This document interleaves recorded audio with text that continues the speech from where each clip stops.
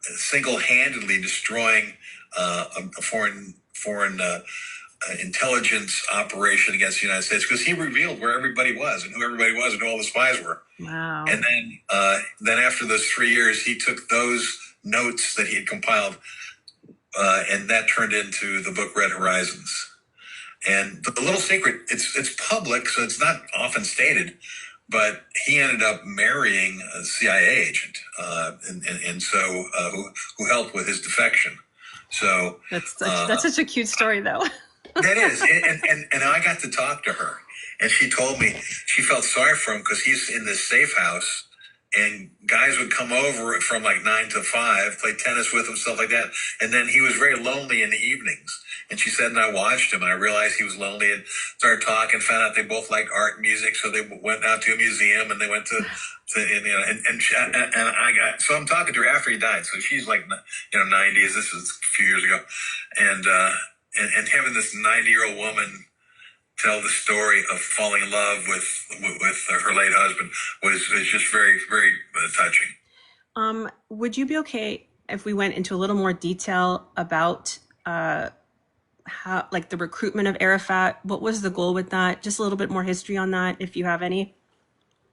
Well, it's not. I don't have a lot of specific history to him. Why recruit an Egyptian to be a leader for these people who aren't really a people, but a new national identity that the KGB wants to kind of be a part of developing? Maybe that is more of a place we can go. Well, yeah, I don't think that they necessarily said we need to get an Egyptian. They wanted someone who they thought would be a charismatic leader for this group, and Arafat happened to fit the mold, and I don't know all the details. Knowing how things operated, there were probably several potential leaders that they were working with, and he evolved to be the one. So they got him and created this legend of him as a freedom fighter. They trained him. They put him in place with a completely false background. I mean, he had been born, in fact, in Egypt, but they got their leader in place is what they got. They needed someone to fill that role, probably work with several people to find the one who they felt worked best. And he was very successful for them. Yeah, they were able to install who they wanted in order to cause that rift. And really, it was the opposition to Zionism. Right.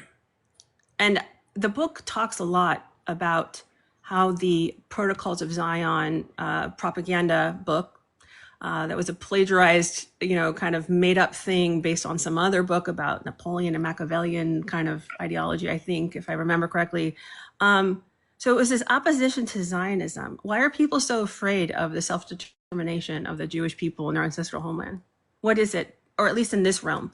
What is it that the KGB was in this realm? I mean, the Protocols of the Elders of Zion was important to Pacheco because he told me in the months before his defection, he was sending out thousands of copies of it every month. They were putting forth this false narrative, actually thought of as a French document, but Pacheco went back and it's actually Russian in origin. And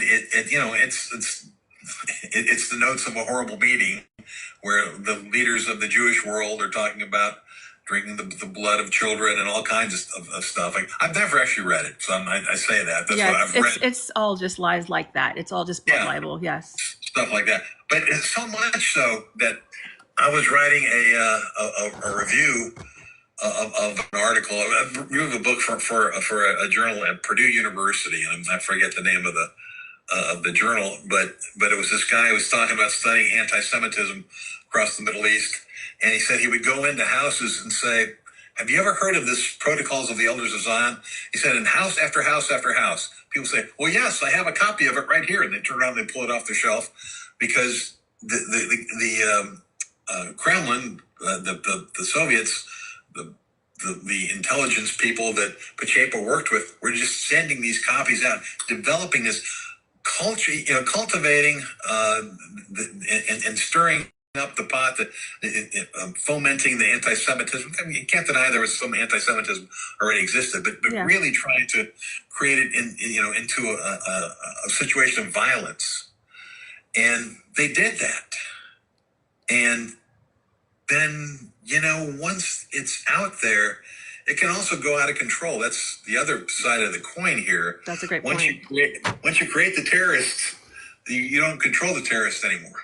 And that's why Russia became the victim of some terror attacks, because they couldn't keep control of it forever. That's such a great point that I don't think we point out enough, that all of the little seeds that have been planted, some of them were for a particular goal in mind that the KGB or, others now that do it had or have.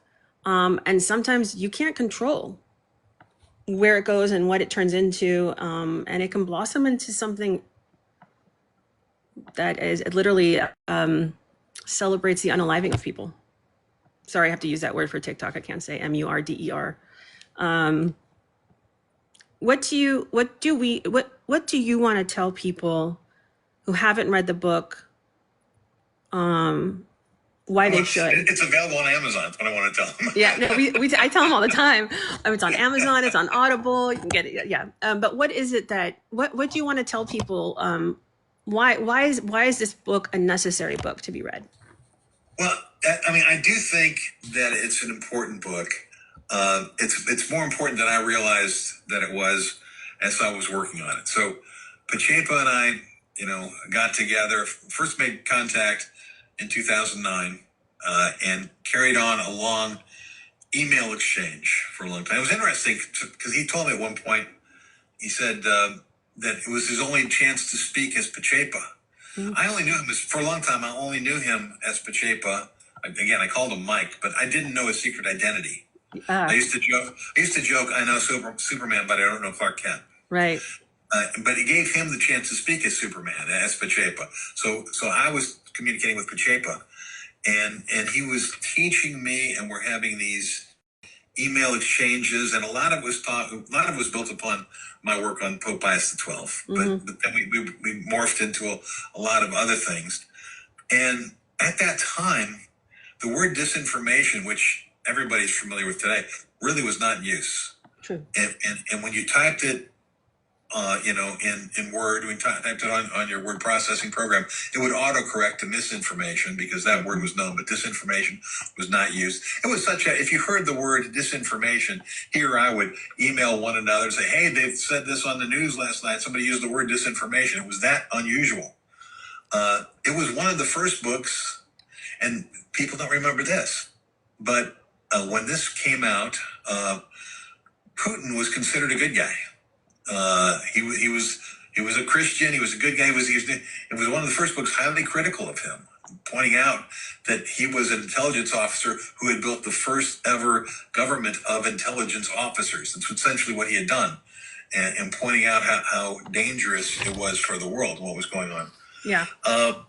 And then to reveal the techniques that went into all of these matters, that Pacheco had that information that no one else in the West really had. Certainly, he was teaching me most of the secret stuff, the important stuff, he brought to the table. But it's one, I know folks who work in intelligence today, and, they call it a necessary book to read. I agree. It's on some like CIA bookshelves and stuff like that, with the recommended books. It's written by two, very pro-American, pro-West audience. Yeah, authors, and we're I think your fans, your listeners would appreciate it. I agree with that. Are there any things that he told you about his own, like you said, like the little playbook of his that he did where he created some of the things? Were there any that kind of blew your mind, or like were like, oh my gosh, what? Or surprising, or? Um, Not exactly so much that he did. He had he had early in his career, he was involved. He was a very big fan of American cars. He wrote some articles for like American car journals under names that you wouldn't recognize, but he was a big fan of his father had worked in the car industry in Romania That's and so had cute. stolen plans from Detroit. And so he grew up sort of in that. And I thought that was always interesting and funny. When he showed me where the KGB took credit for various terrorist attacks, I was really astonished. I thought they would still be hiding that stuff, but no, they actually brag about it because they were very proud of how successful various things were. And Arafat is one of their great successes they brag about. Um, Wow.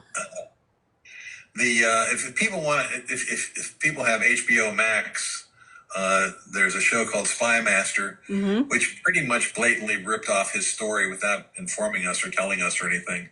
But very much tells his story. It has him carrying out an assassination when in reality he did not carry out the assassination. But he left. I mean, the interesting thing for me is, I mean, he left a daughter behind, and he tells that story in the book.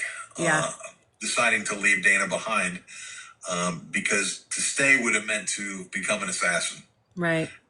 And he wrote his daughter a letter and said, "I think you'd rather have have me somewhere else, not have your father with you, than have your father be an assassin." And Yeah. so So he saved her life in a way, he tried to, and his defection is very dramatic. I mean, it's in the book where he makes his way to the American embassy and he waits in line. He has to wait in line, and he gets all the way up to the front, and the Marine up there, he says, I'm Pachepa, I'm this and that. And he went up there first. The Marine said, "Get me in the line," and then he has to wait all the way in the line. And then he didn't get in the first day; he had to come back the second day. And the whole time he's looking over his shoulder, waiting to, worried that he's going to be seen.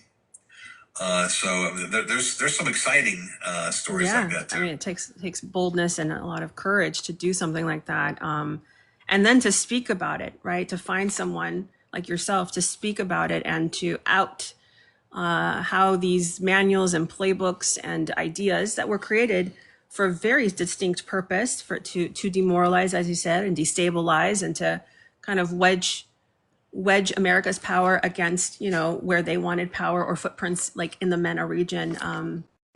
It takes a lot of guts to come out and say that. And I've been encouraging people to read the book. And so when I heard you on X, I was like, oh my gosh, I need him to come. And truly, we could do probably 10 interviews like this where we focus on each of the nuggets of each chapter, because there's so much information.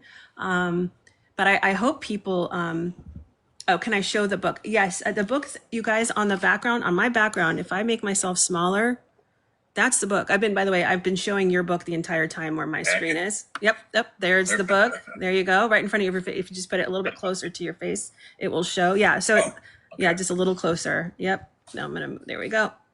That's the book. It's the same that's been on my background. And the book's title is Disinformation. Yeah. I have people in the chat saying I'm buying it. So that's what we want. That's what we want. Appreciate it. Do you want to take any questions from a few of the people that I trust, or do you want to close it out here with any of your final thoughts? What would you like I'll to take do? questions from anybody, even if you don't trust them. Okay. I mean, what do I got to lose? Great. So we're at a point where, one of my last things would have been to ask him any final thoughts, but why don't you guys come and ask if there's any Okay, people are immediately asking. So let's bring them up. Let me start with Coach. You there, Coach? Yeah. Okay, great. So he can't see you. If you need to repeat it, I will let you know. Yeah, but go ahead and ask your question. So I got to listen to the book. I didn't read it. I'm more of a book listener. But if there is one thing, I mean, you kind of touched on it a little bit, but if there's one thing you would want people to know who are coming into this conflict, about Arafat, about the KGB's role in this and its purpose for destabilizing or demoralizing the West, what would be the one thing you would want people to know about, like maybe why they did it, etc.? Good question. Let's see. That's a very good question, and for one thing, I mean, the one thing is embedded in your question.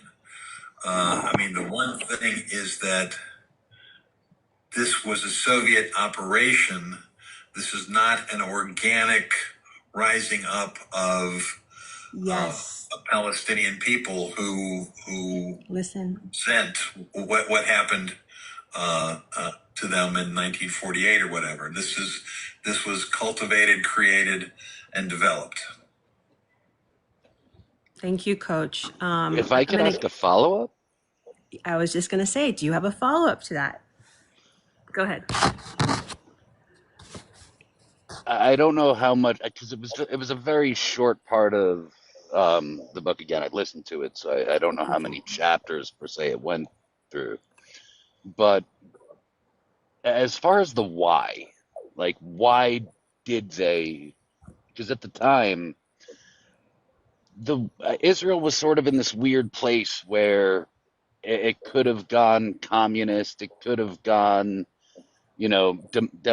democratic, but it was still shaping its identity really, and Israel was not yet, supported by a lot of the Western countries.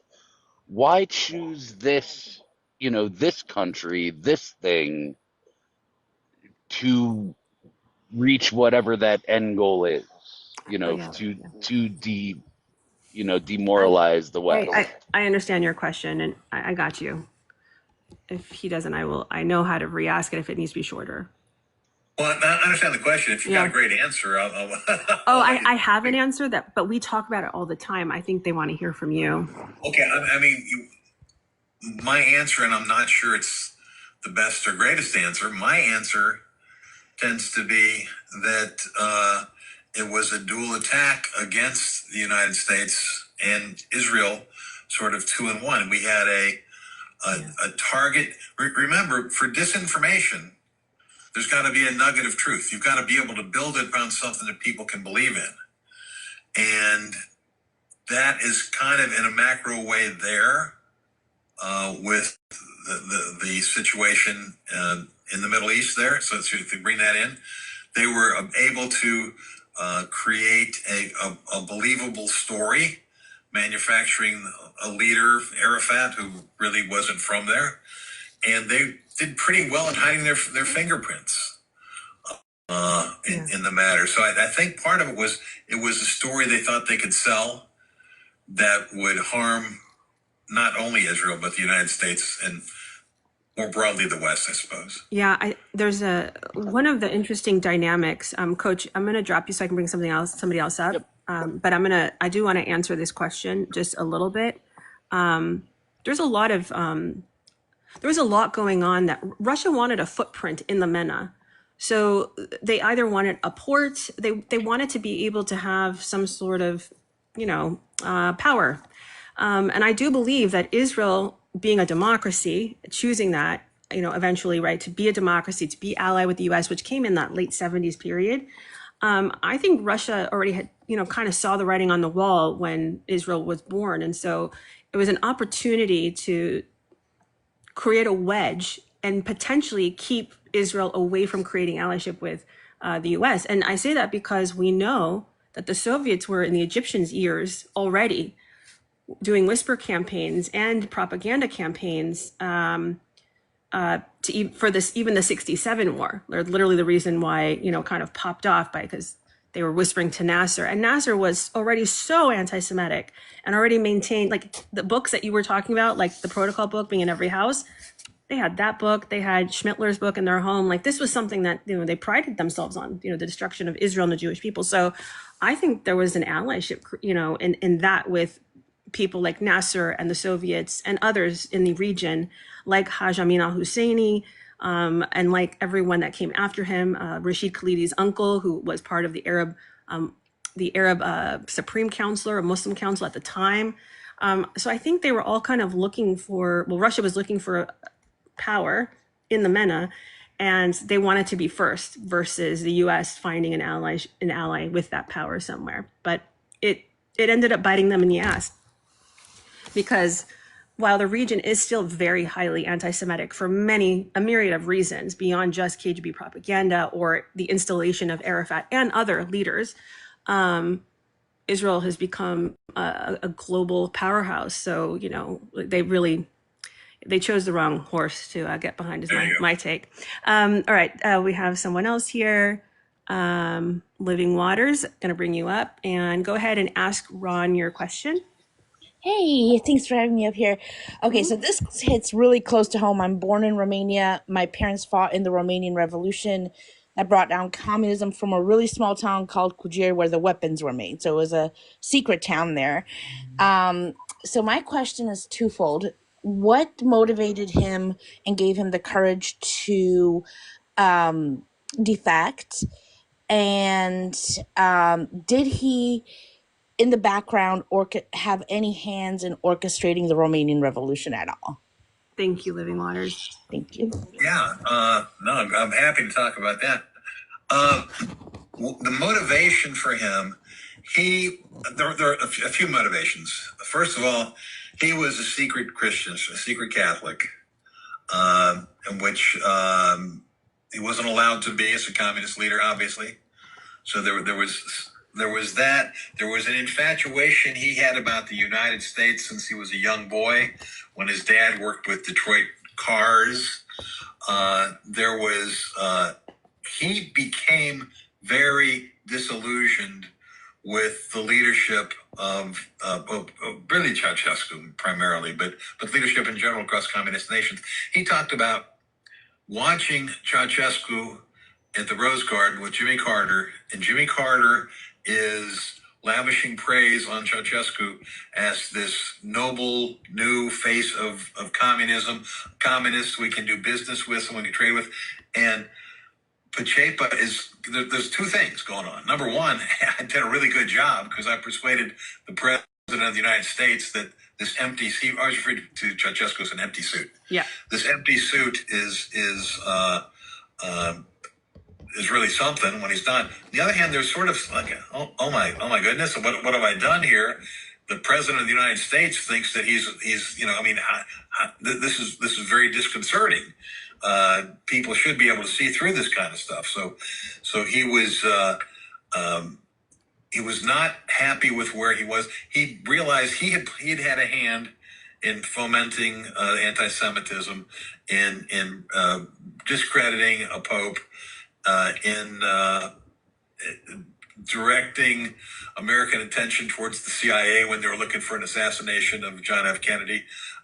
He had a role in spreading a lot of disinformation that he wanted to kind of try and correct. Mm-hmm. So all those things played into it. And then he got the order to assassinate the head of Radio Free Europe. And he said he had made a vow that whenever, if he would never take part in assassination, and if it ever came to that, he would leave. And so that was the impetus causing him to leave.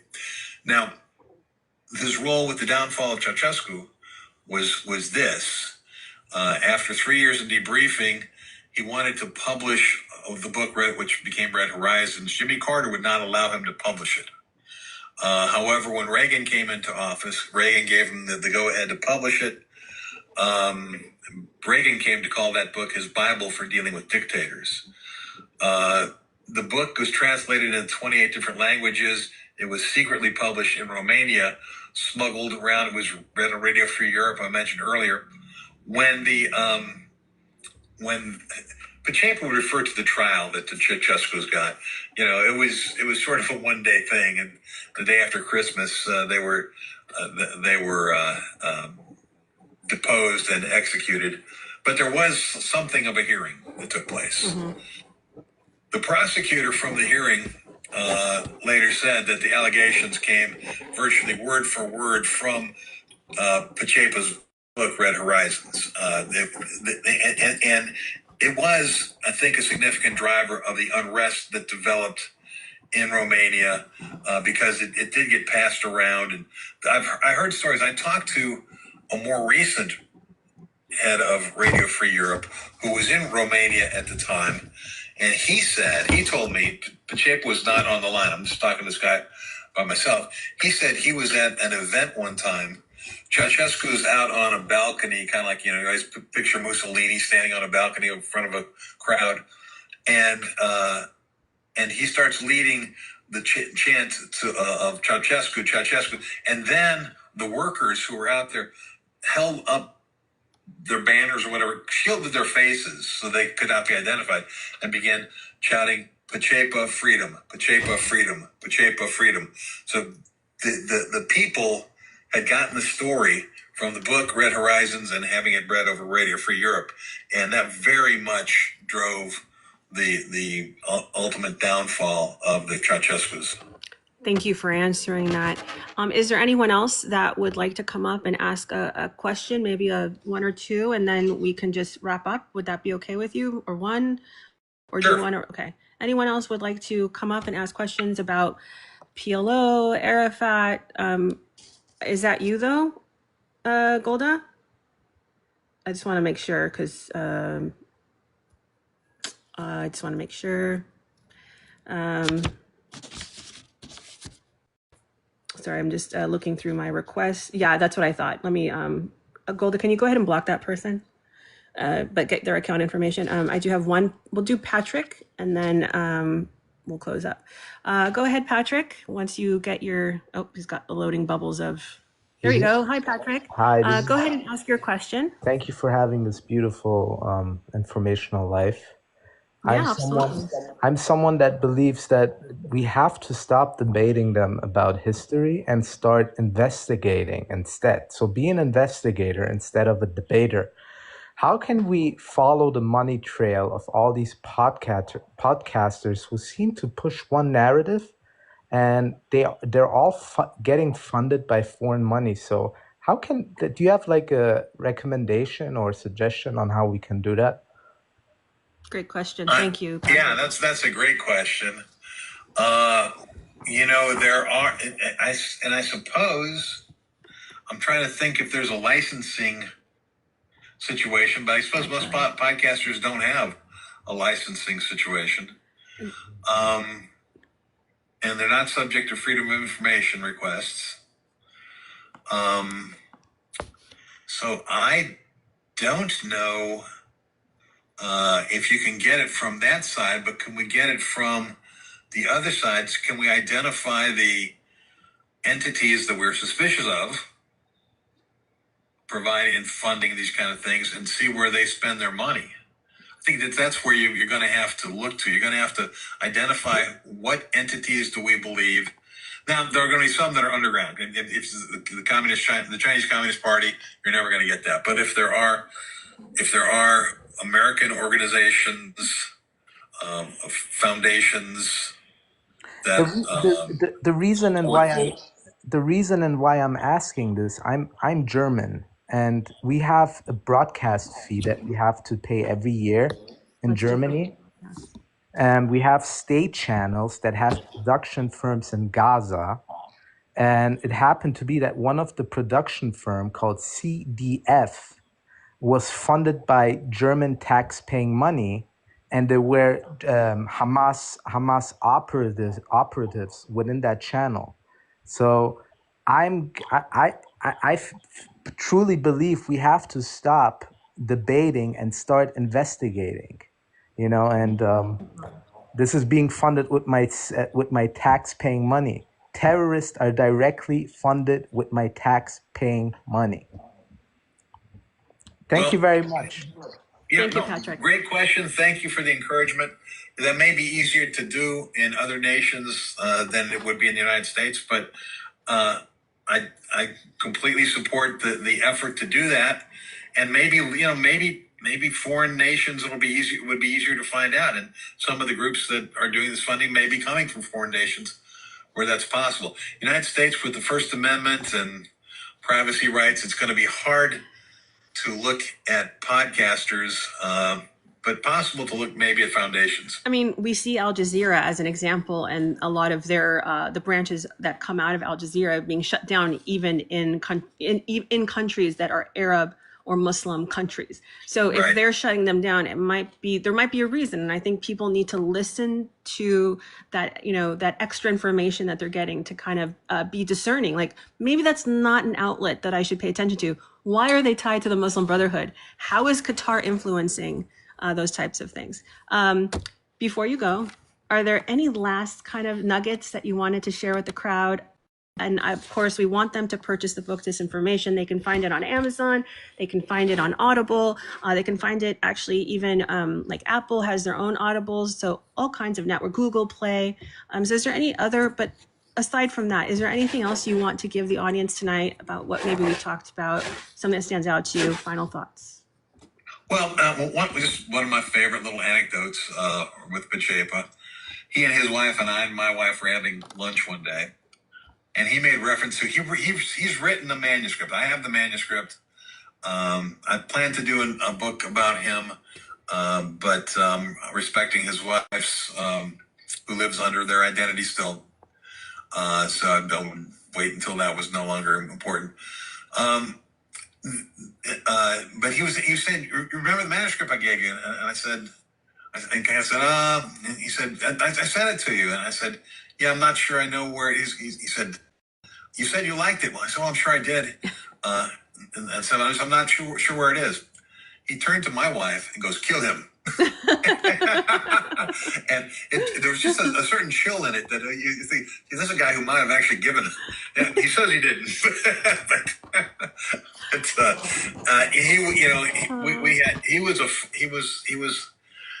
He was a real person to me.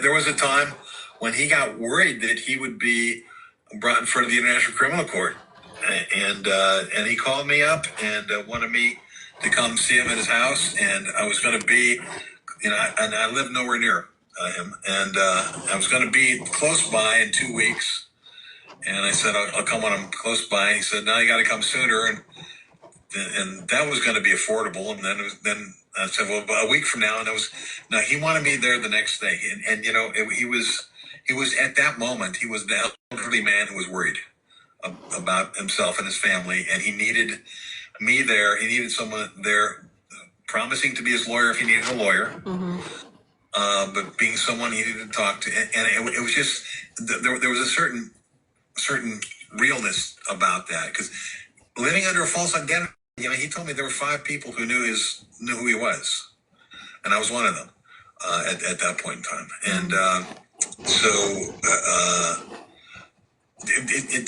he was a real man underneath. There were real emotions. And I would see him get choked up at times, talking about stuff, talking about his daughter, talking about leaving his country, talking about how he did love Romania, but talking about how he loved the United States of America, talking about how he loved free speech. And he had a run-in with the Obama administration where they wanted him to stop writing his columns. And he refused to. He said, I've sacrificed everything to have my voice. I'm not going to give up my voice. That's right. It was a true and deep friendship with him, and he taught me so much, and I'm lucky to have had this opportunity to work with him. What a blessing, and truly, what a way to point out like how amazing our nation is. To be able to speak the truth and to not have to worry that you're speaking the truth. Freedom of speech is something people often take for granted. And, such a good point, that this man sacrificed everything, left his daughter behind so that he could reclaim his voice, find kind of that power back, and then almost make amends a little bit for some of the things that, he knew he was responsible for kind of imposing on the world and through the disinformation campaigns that were coming out of there. So thank you so much for your time and your energy and a late night kind of session like this. I really do appreciate it. I know you're a busy man. And I hope you'll come back one day. I really do. I hope you'll come back and we can maybe talk about little more detailed and nuanced information if you'd like. Well, I'd be happy to do it. Just be in touch. Great luck with your program and your work, and I wish you the best. Thank you so much. Thank you so much, Ron. And everyone is saying thank you in the chat to you. So thank you very, very much. And I'll give you some information about what kind of audience we have, and I'll text you later about that. Great. All right. Thanks. Thank you so much. Bye. Bye-bye. All right. So there we go. Let me turn this off. Let me get some of my friends in here who want to talk about what they just heard. Chat fam, if you want to talk about what you heard, would love to hear it. Let me just quickly put the, gosh, you know, like just hearing, like just having someone admit and acknowledge that, you know, Arafat was installed for the very purpose of trying to